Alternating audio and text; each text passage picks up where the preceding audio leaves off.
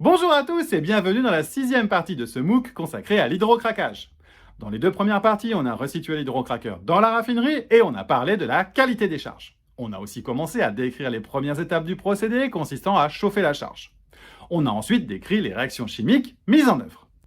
Intéressons-nous donc maintenant au type de catalyseur mis en œuvre.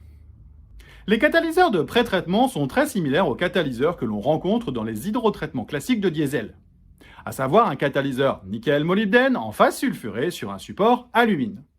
Pour information, on consommera environ 1% poids d'hydrogène par rapport à la charge dans cette première partie dite de pré-traitement. Le catalyseur de craquage est quant à lui assez différent. On a typiquement un catalyseur bifonctionnel métal-acide. Le tout souvent de type nickel-molybdène ou nickel-tungstène sur un support acide. Le support est en général de type silice-alumine, SiO2-Al2O3.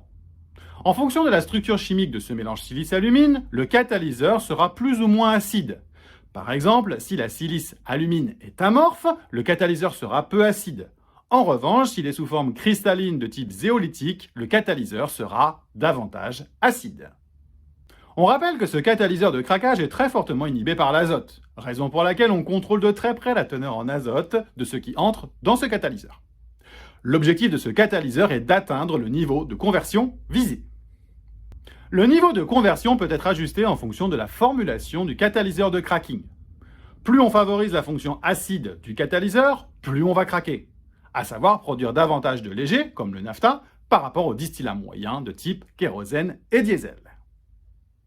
Inversement, si on favorise un catalyseur peu acide, on aura tendance à produire un maximum de distillats moyens, à savoir kérosène et gazole. Alors, quels sont les rendements classiques que l'on peut observer dans ces réacteurs? Pour ce faire, prenons un exemple d'un VGO ayant une densité de 0,932, avec une teneur en soufre de 1% et une teneur en azote de 1000 ppm. Dans ce cas, on voit que l'on produit environ 1% poids par rapport à la charge en H2S et en ammoniac. On produira environ 0,4% poids en fuel gas, 3% en GPL, 9% en essence légère, 12% en essence lourde, et environ 40% de kérosène et 28% de diesel. Il reste environ 10% de résidus qui est de la charge non convertie. On voit que la consommation chimique totale d'hydrogène est de l'ordre de 2,7% poids, à savoir 1% poids pour le pré-traitement et le reste pour les réactions de craquage. Et on voit que la conversion est de l'ordre de 90%.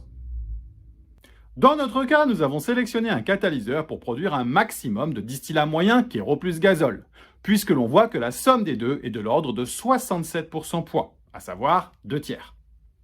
Il faut savoir qu'en ajustant la fonction acide du catalyseur, on peut aller vers un schéma où on diminue drastiquement la production de kérosène et de diesel. Maintenant que l'on a pré-traité et craqué la charge, nous pouvons revenir au procédé. Rendez-vous dans la 7e vidéo de ce MOOC consacré à l'hydrocraquage. En attendant, n'hésitez pas à répondre aux 5 questions du quiz. Je vous dis à très bientôt pour la prochaine partie. Au revoir!